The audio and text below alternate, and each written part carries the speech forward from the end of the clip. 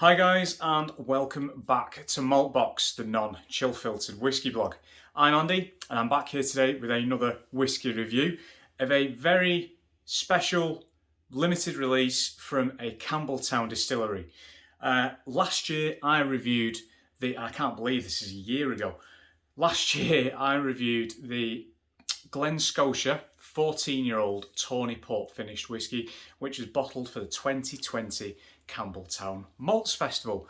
Well, given the last year has been what it is, it's come around again pretty quickly, to be honest. The last 12 months have gone by in a blur. Really weird times, let's face it, but hopefully we're coming out the other side of it now. So I won't talk about the P word, the C word going forward. So what we've got is Glen Scotia's 2021 Campbeltown Malt Festival release. And it's this. This is the Glen Scotia Bordeaux red wine cask finish, unpeated, 10-year-old Glen Scotia single malt Scotch whisky. Very, very striking red box. Off the bat, this is the well, I'm not going to say the most reasonably priced release. It is the cheapest so far that I'm aware of the Campbeltown Malt Festival releases from Glen Scotia, priced at £49.95 RRP. It is also one of the larger batches. It's younger spirit. I've got more of it. So here we go, guys. There's the bottle for you. Hopefully you can see it. I'm a little bit on the back foot when it comes to recording on this particular device at the minute, because I can't see what you guys see because the screen isn't facing me, but hopefully you can see the label on the bottle there pretty well. Again, hopefully you can see this, but a pretty nice red pinkish tint in there. So this is bottled at 56.1%. It is non-chill filtered and it is natural colour, and we know that because it tells us on the back of the label and the back of the box. That's a little bit bigger, so hopefully you can read that there. It's also natural cask strength, so 56.1% is the natural cask strength for this dram. So I will be trying it with and without water. I've had a bit of a love-hate relationship with a couple of one in particular unpeated Glen Scotia that I wasn't really a fan of. However, Glen Scotia is a distillery I really, really like.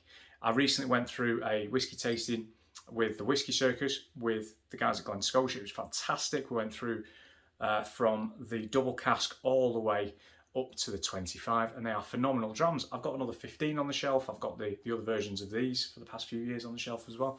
Great distillery. It's just like any distillery. Sometimes you're not always going to have every whiskey to your taste, and the recent one that I reviewed on the website was one of those.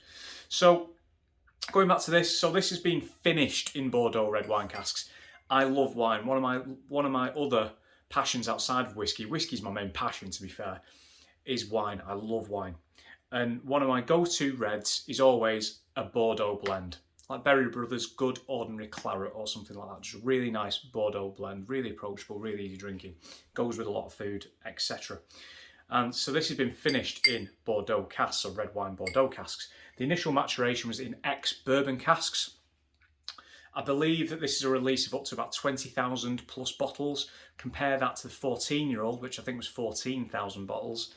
I think the rum cask was about 7,000 or 9,000, and the port from the 2008, which is the 2018 release, the original port, I think that was about 5,000 bottles or 6,000 bottles, but I could be wrong. So guys, a nice pink hue in the glass there, which hopefully you can see in the light there. Some really nice slow legs going down the glass already. On the nose, I will be adding water to this as well. Oh yeah. So for me, on the nose, there's a definitive wine influence in there. I've got some lovely red fruits, like red berries, got raspberries, blackberries. Got really nice, big, sort of spicy vanilla hit as well. Maybe a bit of cherry in there as well, possibly. All the berries, they're all represented. And you do have that kind of very distillery-esque, Glen Scotia-esque, Campbeltown-esque salinity and fresh kind of ozony quality, and that comes through the Glen Scotia range for me. There's a lovely sort of minerality, fresh sea air, ozony kind of vibe throughout the range, and that is something I've come across from unpeated well into their peated range. There's a little bit of woodiness in there. We're going back to sort of the sweeter aspects. We've got a bit of vanilla custard, some cream as well, and some cinnamon, maybe cinnamon buns, sort of like a warm cinnamon bun pastry kind of thing. Really, really nice nose. It doesn't smell like 56.1%. I'll say it doesn't smell that strong. It doesn't, but let's see what it's like on the palate.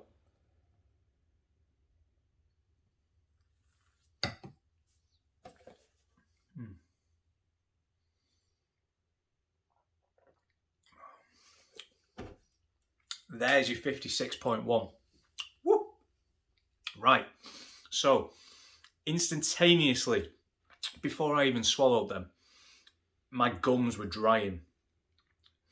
I could feel the spice, I could feel the prickle of the alcohol, and I loved it. Really, really nice. Again, so much red fruit in there. I'm getting like strawberries and clotted cream scones. And yes, to me, it's a scone and not a scone. You've got this really kind of like nice black tea going on as well. And I'm gonna talk about the palate again in a second, but that finish is delightful, really long, really fruity, really sweet. But you also have this, again, nice spice note and that fresh sea air salinity going on. Really, really nice. It's not cloyingly sweet. It's not overtly sweet. It's just a really nicely balanced whiskey. And I think that's the thing already. It's really well balanced. It's really well made. The cask makeup has been nailed down really, really well. I think, again, going back to what I said initially, the nose doesn't smell like 56.1. The palate, you know that you've been drinking 56.1 to me. But saying that, it's still very approachable, still very enjoyable at that strength. I could happily sit here and drink it at that strength. However, again, I will be trying it with water in a minute.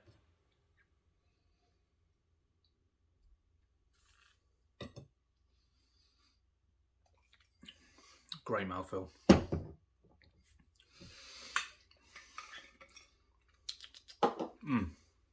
So in addition to the cream scones that I've already mentioned with that strawberry jam, you've then got some cherry pie in there. You've got the vanillas, you've got the spiciness. There's a little bit of a savoury, meaty quality in there as well. That I'm not going to say it's sort of like a sulphury note. It's not. It is more of a cured meat, like a salty cured meat. Really, really tasty. So, again, guys, I'm just going to put a teaspoon in this because I've probably actually got a normal measure left. I always freehand my drams, so I never, unless I'm making cocktails, I always freehand, which can be a bit dangerous to be fair, because you don't want to be giving yourself too much whiskey on a school night, which I try and avoid anyway. But there you go, I've put about a teaspoon, maybe a teaspoon and a tiny bit in there, and already you can sort of, hopefully, you might not be able to see on this camera, but from my eyes, behind the light, I can see those really nice sort of like oily enzymes in there that are just sort of like floating about, which is what happens when you don't chill filter your whiskey. And that's the thing, a lot of distillers like to chill filter their whiskey because consumers that aren't necessarily bothered or don't necessarily know, they don't have the knowledge at this present time about chill filtration and things like that. They do it because people don't like to see clouded whiskey, and I get it. I personally don't necessarily align with that, but I totally understand why there is a need in the industry to do it.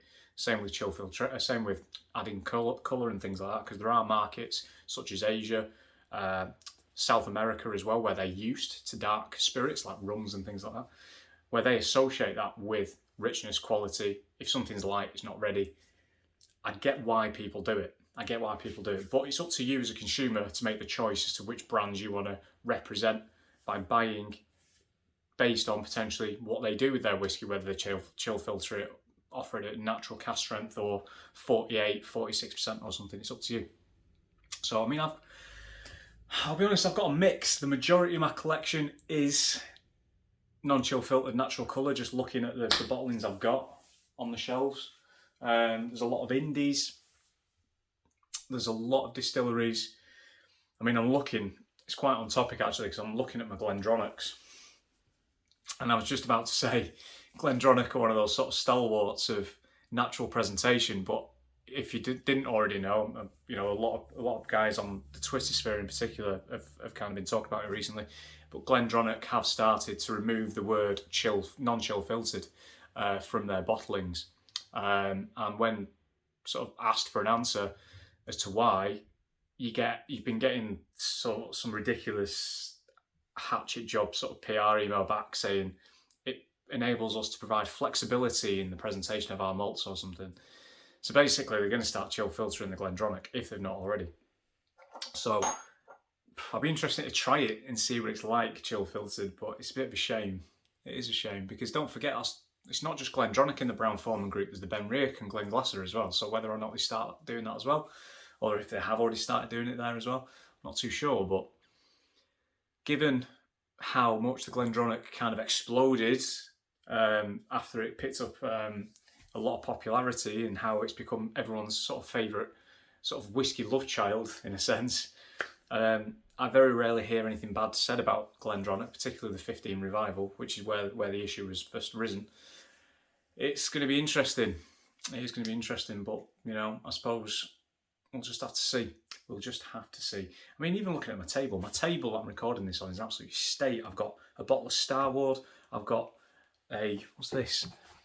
I'm waiting for the whiskey to open up with water. I've got a 27-year-old canvas from that boutique whiskey company that I need to open and review. I will be reviewing this at some point as well, which is the Berry Brothers sherry finished blended malt, sherry cask mature blended malt, should I say. I've recently reviewed the Hazelburn. I've also got this, which I absolutely love this stuff, which is the 18-year-old Cask Orkney from AD Rattray. I've got a couple of bottles of that because I just really like it. It ticks a lot of my boxes, flicks a lot of my switches. And an Out of Reach 7-year-old Port Finish Balmenach from the Whisky Cellars. I've got another one up there actually. So some of those will be reviewed across either the channel or the website pretty soon. But anyway, back to the whiskey. If you can hear a thumping in the background, that's my dog that is running around after having a bath. She's not a big fan. Now the nose, still very approachable, as you'd imagine. I've added water to it. There's still that lovely kind of red berry note in there, still a little bit cherry. What I would say, if anything, it's become more cherrier, more cherries this time around, basically, for me. There she goes. A lot more vanilla. There's a little bit of honey in there now as well, actually. Some sort of like royal icing kind of vibe. And there's actually quite a bit more of the oak in there. There's a little woody note, a bit like wet wood in the background, which is, what the hell is that dog doing? Wow. I dread to think what it's going to be when I go back upstairs. She's a Labrador. She thinks she's smaller than she is. She thinks she can fit into really small spaces, and that jumping onto your knee on the sofa is fine. The fact that she weighs 20 kilos doesn't factor into her head. Unfortunately, it does factor into my knees and other bits. So, yeah, would I say it's better with water on the nose? Probably not. I'd say it's maybe on a par. I love cherries. I've said that before in a couple of other reviews, so for me it ticks a lot of boxes in that respect. But I do like it to have a bit more oomph to it on the palate.